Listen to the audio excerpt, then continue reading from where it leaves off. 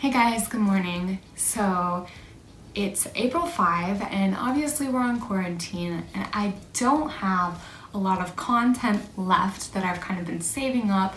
So I thought it might be fun to actually do a quick little tutorial, kind of like vlog, about how I make upcycled cards. And I think this is actually a really great way to reuse greeting cards or to reuse old books, scraps of paper, whatever you already have in the house to make something beautiful. And especially right now, it can be extremely encouraging to somebody to get something in the mail just telling them that you're thinking about them.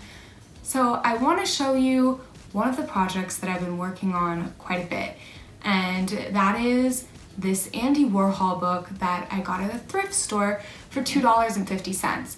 Now, the retail value of this book new was $16, but the reason why I picked it up was because it was so visually appealing. There were just some amazing pictures and drawings in there, and I love Andy Warhol's style. It's super unique. It takes me back to a different time when I wasn't alive, but it just kind of has a nostalgic feel to things. And I also thought that the book, which is a really small, compact size in comparison to other books, was a really good size to turn into cards. The first thing that I did was purchase the book, and then I started taking apart the book. And the way I did this was kind of just, I wouldn't say tearing, but removing the backing of the book. And that exposed the spine of the book, which kind of had this glue, rubber, plasticky film over it, and I just kind of ripped that back. Then I took the sections of the book apart. So the binding was in different sections, and I took those sections apart, and it was bound together with string. So then I ended up cutting the string and pulling the pages apart. And the pages, if you've ever unbound a book, are in four. So you have your pages like this, and you have your front page here. You open it, you have your second page, your third page, and then the back page. And I decided that this was perfect for a card. But the issue was that there was a picture here, here, here, and here. So what I wanted to do was keep all those pictures visible. So what I ended up doing was taking my 8.5 by 11 cardstock and cutting it down to the appropriate size to go inside this book. And then I folded that paper in half and sewed it into the lining of the pages. And it actually worked out really well because there was already places where the binding had been sewn together. So I just re-sewed where the binding had been with my liner of cardstock.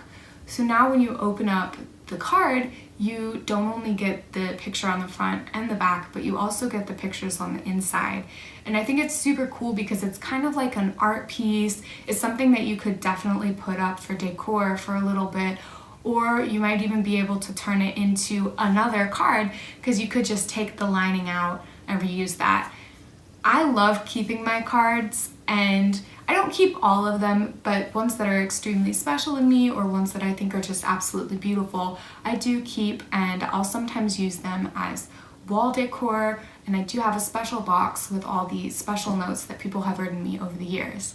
So I think getting this kind of card that's unique and different, it's not something that you can just buy in the store, it's something handmade.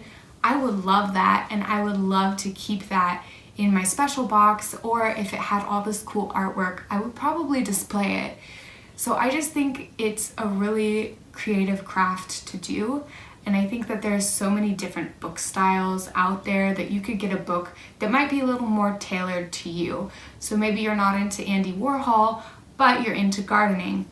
And you can get a book with gardening pictures and then sew in your own lining. I would say if you can find a book that has drawings as opposed to actual photography, that's better. Sometimes the photography in books can be a little cheesy, a little more instructional, whereas a book about art is gonna be a lot better for visual appeal. Now, I do want to say this is not exactly an original idea. The original idea of putting in the liner in the pages, that is my idea.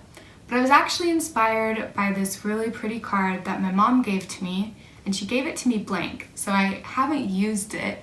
And she got it abroad. Basically, there were these older women who were taking old encyclopedias with pictures about flowers, plants, butterflies, nature, and they were pasting it onto cards.